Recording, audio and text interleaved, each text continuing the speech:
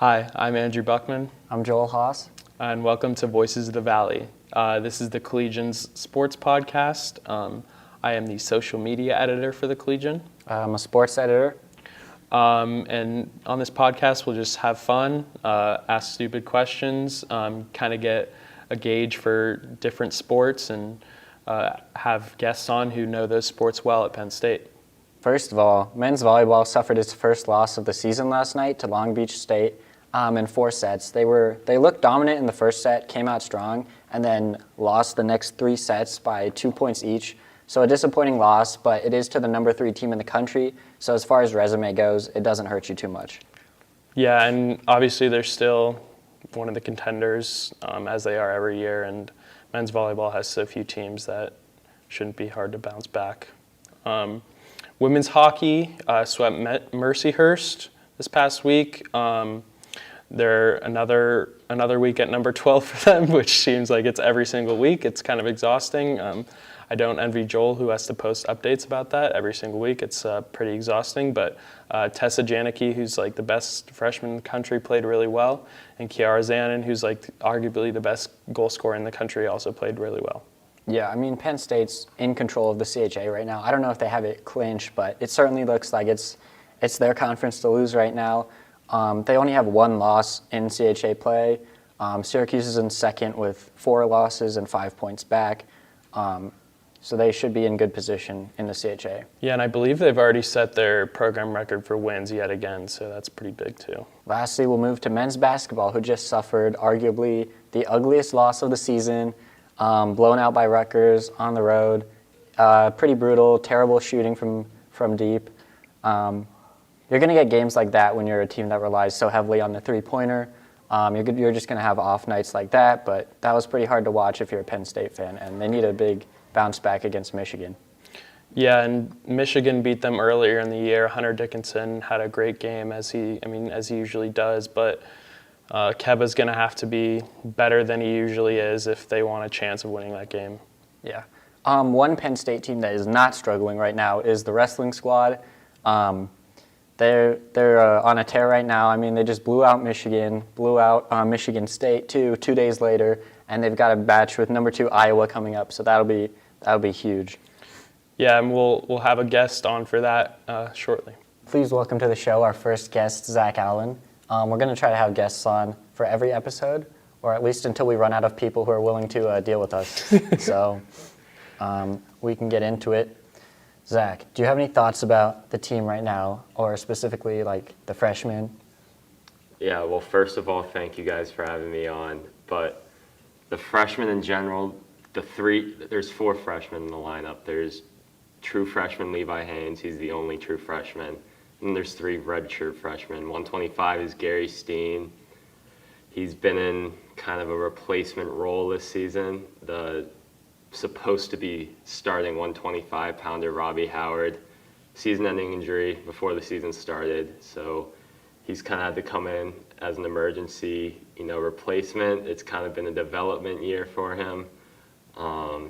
It has not gone well for him so far this season. I think he's 2-7 or 2-8 in dual meets so far, but he's kind of the exception, and there were probably not any real expectations for him going into the season.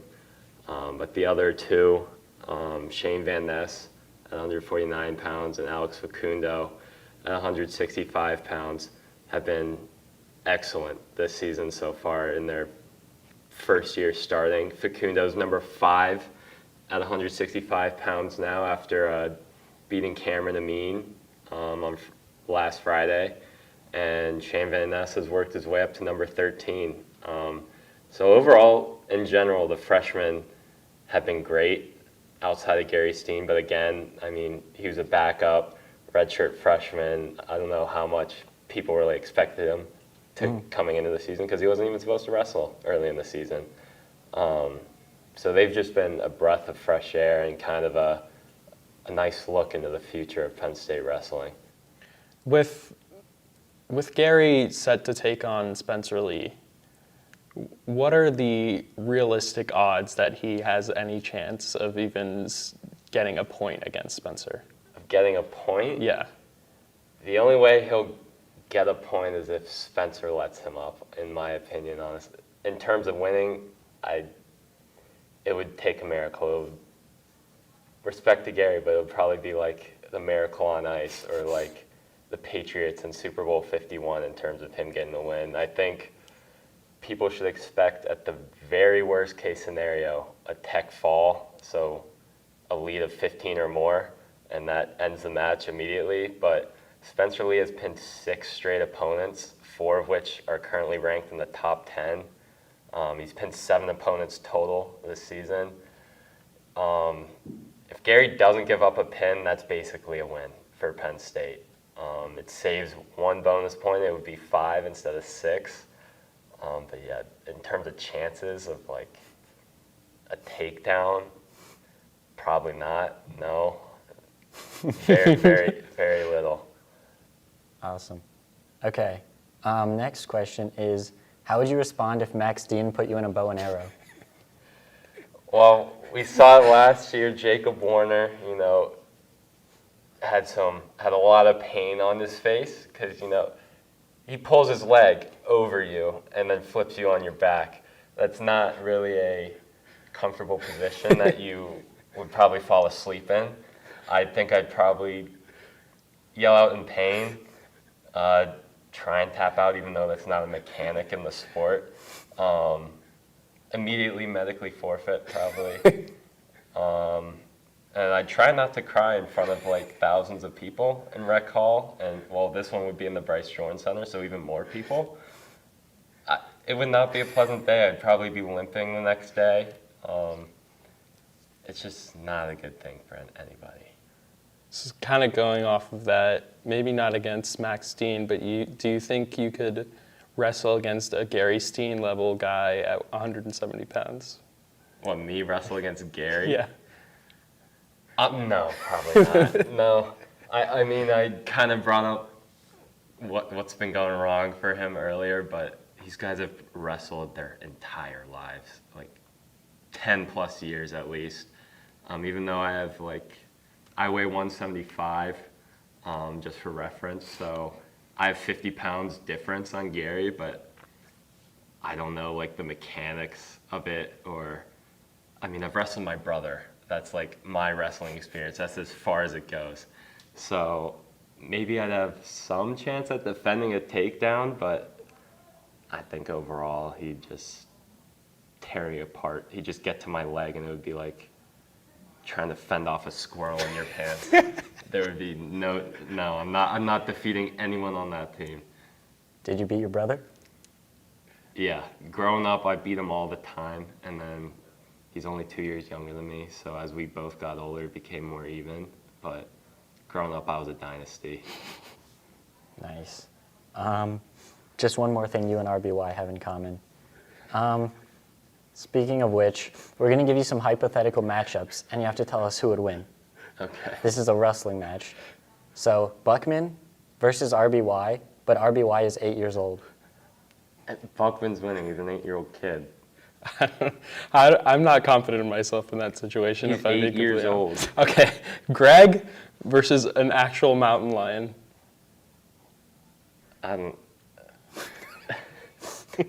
Versus an actual Nittany lion. An actual Nittany lion. No, I'll go with Greg on that one. I think if he gets through the actual clawing of the Nittany lion, gets its arm or its front paws out of the arm's way, I think he's fine. He's a heavyweight. If he gets through that, he'll tear up his arm a little bit, maybe get bitten a little bit. But I think in the end, I mean, we've seen him with like bloody noses, his head wrapped up in like gauze, and he goes out there and wrestles like nothing happened. So I'll take Greg on that one. I'll take Greg. And kind of bounce off of that, Greg recently signed a WWE deal. So do you think Greg has a chance of beating a WWE heavyweight right now? Like, do you think he could In an actual realistically wrestling in an actually match? wrestling match, Or like a WWE give me like match? John Cena, like right now. Do you think he could beat John Cena So like on the on a WWE? I In mean, a WWE. It depends what the script writers want. Zach, WWE is not scripted. Okay. We'll keep that as conspiracy theory, but it's definitely scripted. So whoever they want to win, if they want him to have a great first showing against John Cena and he'll win, then he'll win. Cool. Okay, our last hypothetical versus matchup, 3 of me versus Bo Bartlett. That's probably the best one so far. Yeah. 3 of you. 3 of me. I think 3 of you because one could distract him, one could go behind him, and one could just hang on to his leg. Bo's a great wrestler, and I think he beat 2 of you. But I think The third one. the third one's It'd be the third one. Got the it. one from behind. Good to know. Good to know. Would Alright. put him under. We're going to do our power ranking now. So if you want to rank your top 3 Penn State wrestlers pound for pound. On this current team, I think the top 2 are very interchangeable. They both had the same amount of success. It's Roman Bravo Young and Cardiff Starace. In that order? It depends. For me, You got to give me an order.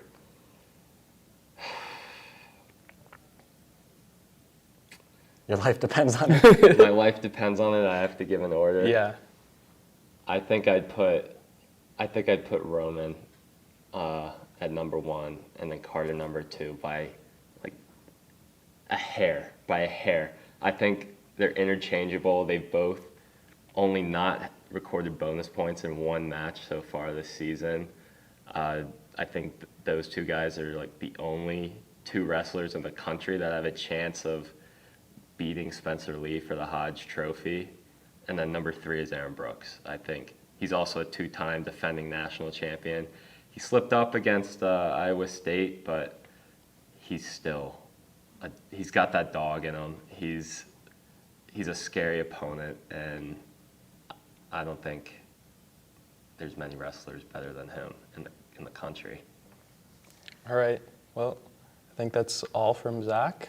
Thank you for coming on, Zach. You're the best. Anytime. I appreciate it.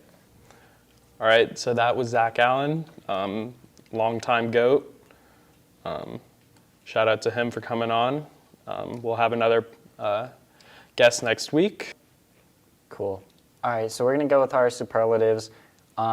Team of the week, we just talked a bunch about them, but Penn State Wrestling's our team of the week. Just 2 dominant victories over Michigan and Michigan State.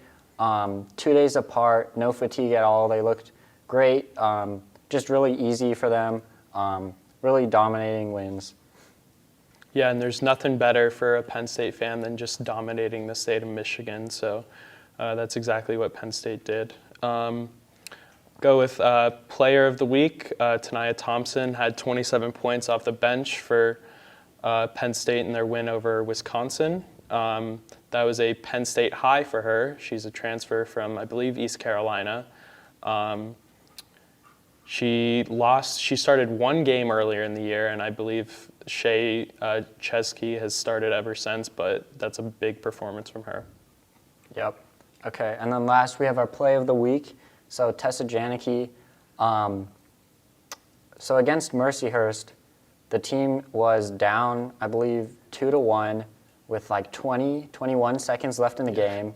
She scores to tie the game, sends it to overtime, then scores a nasty game winner in overtime. So that was really sick.